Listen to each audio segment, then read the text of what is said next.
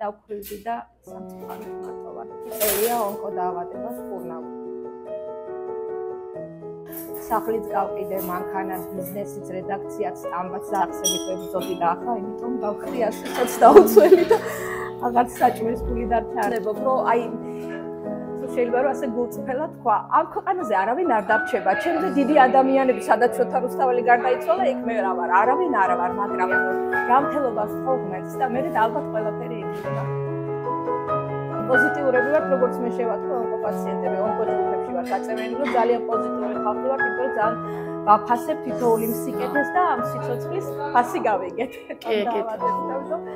პოზიტიურები ვარ. კარგად ეგებები, მადლიერი ხარ, ეს ძალიან გეხმარება და მე ვთვლი, რომ ეს სიურპრიზი, რომელსაც თქვენ მე მიკეთებთ, ანუ მე ძალიან უკან დამხია უფულობამ ამ ჩემთვას მართლა ხელი შეიძლება ჭირდება თვითონ და თქვენ ახლა გამალამაზებთ, ეს მომეხმარება მე ამ დაავადების დამარცხებაში, იმიტომ რომ თავს ქანდავთ, ვიგზნობ, კარგად ვიგზნობ, ენდორფინები გამომიმუშავდება, ბედნიერების ჰორმონი და მადლობა რომ თქვენ წვილი შეგვაგდა.